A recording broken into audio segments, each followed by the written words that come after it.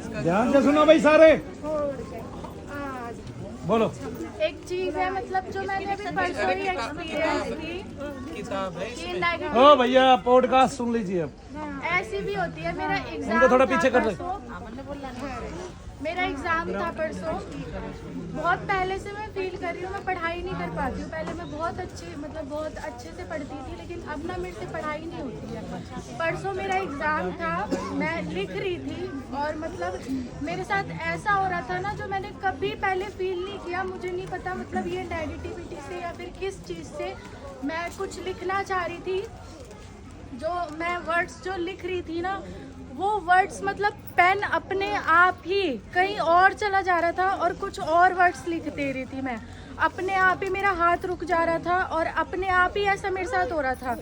और अगर मैं ये चीज़ किसी को बताऊंगी तो कोई मुझे पागल ही कहेगा कि ये लड़की पागल है बिल्कुल ही ऐसे। मतलब मैंने एग्ज़ाम जब स्टार्ट हुआ ना तो मैंने ऊपर पेपर पे ओम नमः शिवाय ओम लिखा। तो जो मेरी जो टीचर थी ना, जो इन्विजिलेटर थी, उन्होंने कहा कि इस अंधविश्वास की दुनिया में जी रहे हो तुम। भगवान शंकर का नाम अंधविश्वास है। उन्होंने ऐसे ही कहा कि क्या कहते हैं, तुम पढ़ोगे नहीं तो कुछ नहीं होने वाला, भगवान भी साथ नहीं देंगे। ये कौन सी अंधविश्वास की दुनिया में जी रहे हो, ऐसा कुछ भी नहीं होता है, भगवान वगैरह कुछ नहीं होते, तुम्हारी अपनी मेहनत होती है। मैंने कहा चलो कोई बात नहीं। लेकिन ये चीज़ जो मैंने फील की, मतलब ऐसे अपने आप ही मेरा हाथ रुक जा रहा था और वर्ड्स जो है वो कुछ और मैं लिख दे रही थी। मैं लिखना कुछ और चाह रही थी और कुछ और लिख दे रही थी। इतना वर्ड्स गया है मेरा पेपर जैसे तैसे, फिर भी मैंने मतलब इतना तो किया कि क्या पता पास हो जाऊं। लेकिन जो इतने काटा पीटी हुई है एग्ज़ाम में और क्या कहते हैं, हाथ अपने आप ही रुक जा रहा था। लास्ट के आधे घंटे जब बचे थे ना, मेरे 3 क्वेश्चन रह गए थे। एक क्वेश्चन मेनली कम से कम 6-7 पेज में लिखना होता है और 3 क्वेश्चन रह रहे थे। और जब लास्ट के मैम ने कहा ना 5 मिनट रह गए हैं, फिर तो मेरा हाथ एकदम ही कांस्टेंट हो गया। 2-3 मिनट तक बिल्कुल ही वहाँ से हिला ही नहीं, मैं कुछ भी नहीं लिख पाई। ऐसा मतलब नेगेटिविटी से ऐसा भी होता है जो मैंने फर्स्ट टाइम फील किया। चलिए मैं एक बात बता दूं। हाँ भाई, ये जितने लोग पढ़े लिखे अनपढ़ हैं, मैं उनको एक बात बता देता हूँ। मैंने मान लिया कि उनका एक शरीर है और मैंने ये भी मान लिया कि भगवान नहीं होते, एक बात। लेकिन आधार क्या है भगवान ना होने का? एक, हम पैदा होते हैं, जन्म से ही सब कुछ करते हैं। पहली बात तो हम पैदा होने के बाद यही नहीं जानते हम किस तरह से पैदा हुए, किस तरह से उत्पन्न हुए। तो अगर माँ बाप को भी ना माने तो हमारी कोई गलती नहीं है, क्योंकि हमने तो देखा ही नहीं अपने आप को पैदा होते हुए।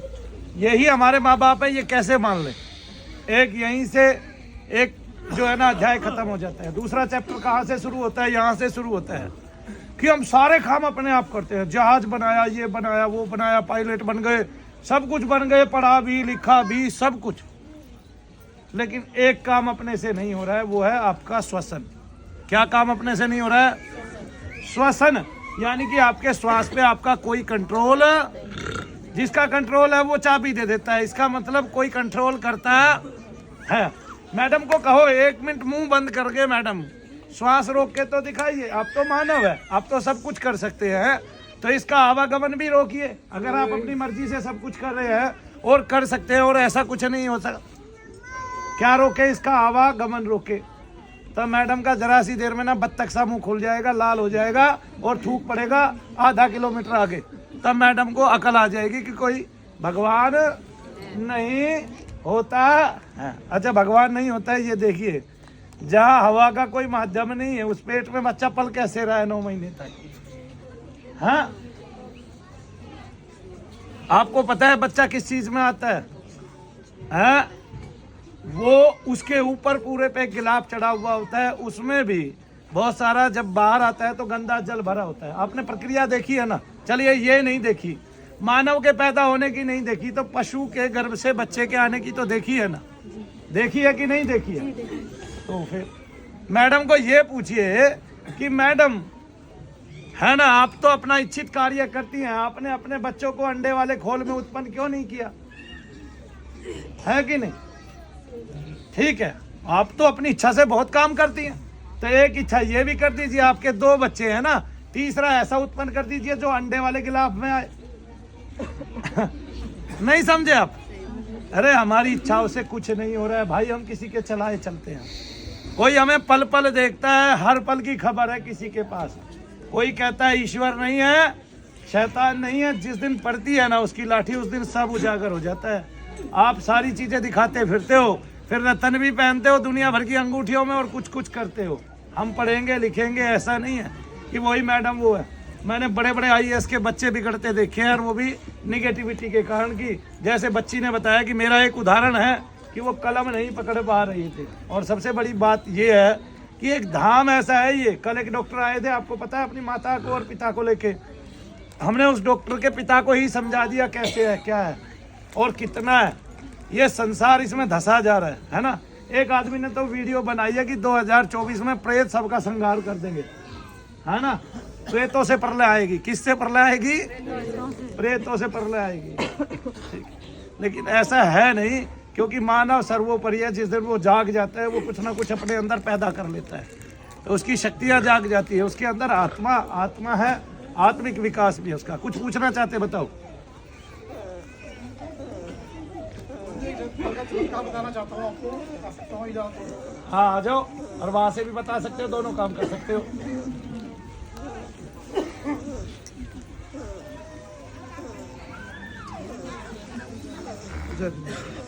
असल में हमारे यहाँ ऐसे टीचर क्यों उत्पन्न हुए? क्योंकि हमारी ऋषि परंपरा तो खत्म हो गई, और इन मैडमों को ये नहीं पता है कि हमारे ऋषियों ने ऐसे ऐसे अध्याय लिख के रखे हुए हैं दर्शन शास्त्र पे, और दुनिया भर के उसमें जो हमारी शिक्षा पत्तियां हैं उनमें जितने विषय हमने बनाए हैं, कई विषय तो केवल हमारे ऋषियों से भरे हुए हैं, और वो इतनी गूढ़ता से भरे हुए हैं, संकल्पित हैं कि उन्हीं को पढ़ के ये मैडम बनी है।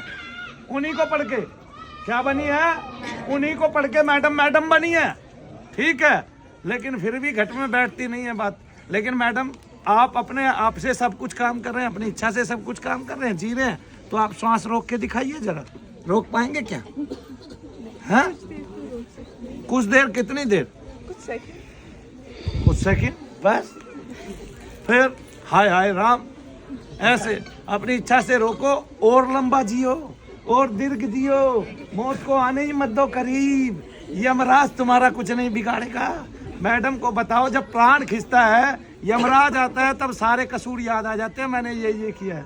ठीक है, जब आगे दो दूत खड़े होते हैं तब पता चलता है कोई खड़ा भी है, और फिर पागलों की तरह व्यवहार करते हैं। आ गए, फिर अपने बच्चों को पुकारते हैं, ठीक है मेरा उसका देखने का मन कर रहा है, वो कहाँ है, जल्दी बुलाओ उसको, मेरी बेटी को बुलाओ, मैं मर रहा हूँ, मरने से पहले। हाँ जी बताइए। गुरुदेव, कल मैं यहाँ से आपका कार्यक्रम पूरा करने के बाद हाईवे पे जा रहा था। हाँ। गाड़ी करीब 100 की स्पीड से मैं चला रहा था। हाँ। अचानक मेरे दिमाग में ये हुआ कि कुछ गाड़ी में होने वाला है, तो एकदम उस टाइप हुआ। मैंने गाड़ी धीरे धीरे साइड में की। हाँ। साइड में ले जाकर रोक दी। जैसे लोग की टायर एकदम बहुत तेज धस हुआ। अगर वो टायर चलती गाड़ी का फटता तो गाड़ी पलट जाती है। मैं 5 लोग साथ थे, शायद मैं क्रिया के बाद क्रियाक्रम ही हो पाता, मुझे जो लग रहा था स्थिति। हाँ। लेकिन ऊपर वाले ने सब साथ दिया, शनिधाम ने साथ दिया। मैं जाकर आप यहाँ से हवन करा के गए थे? जी सर। ये यज्ञ की शक्ति थी, और क्या था। अब देखिए, 33 कोटि देवी देवताओं में द्युलोक, पृथ्वीलोक, और कौन आता है? आकाशलोक। आकाशलोक के स्वामी आदित्य हैं, और 10 उनके सहायक हैं। कितने हो गए? 11। और द्युलोक के स्वामी कौन है? वायु हैं, और 10 उनके सहायक हैं। कितने हो गए? 22। और पृथ्वी लोक के जो नायक हैं वो अग्नि देवता है, क्योंकि वही ऊपर के देवताओं को यहाँ से भोग देते हैं, हविष्य देते हैं अपनी 2 पत्नियों के साथ, स्वाहा स्वधा के साथ, और 10 उनके सहायक है। कितने हो गए? 33। ये 33 कोटि देवी देवता है जो आपको क्या कहते हैं, इस पूरी पृथ्वी का साभार ग्रहण करते हैं। ब्रह्म की उपाधि अलग है, फिर ये सारा भोग लेके पुष्ट होते रहते हैं, और ब्रह्म जो है उसके माध्यम से सेवा करते हैं। ये कोई भी देवता जो है वो ब्रह्म से सायुज्य पाता है, शक्ति पाता है, और दूसरा पृथ्वी लोक पर यज्ञ करने वालों से शक्ति पाता है, और अपनी शक्तियों को प्रदान भी करता है। तो इसलिए यज्ञ की महिमा बड़ी कही गई है, और वेदों से ही हमारे यज्ञ की व्यवस्था है। किससे व्यवस्था है? यज्ञ की व्यवस्था है। यूं कहे कि हम शुरू से ही इसके अधीन रहे हैं, इसके बिना हमने कभी कुछ किया नहीं है, कभी कुछ पाया ही। जिन वायुयानों में आज बैठते हो, उन वायुयानों से ज्यादा तेज कल्पना उन वेदों में हमारे 2 वायुयान की चर्चा है, वो लिखी हुई है। जो खोजें आज करते वो 5 तत्वों से बाहर की कोई भी खोज नहीं है। साइंस की कोई भी खोज 5 तत्वों से बाहर की नहीं है। और वेदों में हमारे पहले लिखा हुआ है कि जल से विद्युत बनेगी, विद्युत शब्द पहले से आया है। वायु से विद्युत बनाई जा सकती है, पहले से आया है। आगे ना, तो ये सारी चीजें हमें पहले से ही वरदान में मिली, हमने पढ़ा नहीं, बात अलग है। लेकिन हमारे वेदों में अगर छोटी छोटी शुक्तियां लिखें तो वो इतनी, आपको जो आज आपके साथ घटित हो रहा है वो इतनी ओजस्वी है, इतना अच्छा अच्छा गान देवताओं के बारे में लिखा हुआ है। उन देवताओं को हम पूछते हैं, वो हमें संचालित करते हैं। और आपने देखा भी है कि हम सब लोग बीमार किस चीज़ से हैं, और डॉक्टर कहता है ये अंधविश्वास है। लेकिन डॉक्टर जब यहाँ आएगा तो उसको पता चलेगा ये सारी जनसंख्या अंधविश्वास ही कर रही है क्या, ये 50% लोग अंधविश्वास में ही जी रहे हैं क्या? क्या तुम ही पढ़े लिखे हो, उनमें कोई पढ़ा लिखा नहीं है? कितने लोग ग्रेजुएट हैं, हाथ उठाना जरा यहाँ। कितने लोग ग्रेजुएट हैं? दोनों हाथ उठाए हमने जिन्होंने ग्रेजुएशन किया, ये देखिए। और कितने लोग, अब हाथ नीचे कर लें, 12वीं तक पास हैं, वे हाथ उठाएं जरा। दोनों हाथ ऊपर करेंगे जब भी करेंगे, ये हाथ उठाएं जरा जो 12वीं पास है। कितने लोग 10वीं पास हैं, वो हाथ उठाएं जरा। और कितने लोग पोस्ट ग्रेजुएशन है, वे हाथ उठाएं जरा। हाथ उठाएं ऐसे, दोनों हाथ ऐसे उठाएं, देखो। फिर गुरुजी उसके बाद एक चमत्कार और हुआ। जब गाड़ी का टायर फट गया तो मैं गाड़ी का टायर नहीं बदल सकता था क्योंकि मेरे हार्ट में प्रॉब्लम है। तो वहाँ पर एक बंदा अचानक खड़ा हुआ था। हाँ, मैंने उससे कहा उनके भाई गाड़ी की जरा मुझे टायर चेंज करने में मदद करोगे? तो उन्होंने कहा जी बिल्कुल, अलग हट जाओ। मैंने सारा टायर चेंज, उसने ही सारा टायर चेंज किया। हाँ, टायर चेंज करने के बाद जब स्टेपनी चेंज की तो कह रहा जी आपकी ये स्टेपनी पंचर है। मैंने कहा भाई अब कैसे होगा? कह रहा जी कोई बात नहीं, आप, मैं आपके पीछे पीछे चल रहा हूँ, जहाँ तक अभी आपको पंचर वाला नहीं मिलेगा मैं आपके साथ रहूँगा। और वो बंदा मुझे उस जगह तक छोड़ कर आया जहाँ तक वो पंचर लगा। मतलब मैं बजरंगबली मानता हूँ उस बंदे को। आपकी देवताओं ने सहायता की है, ये कहिए जरा।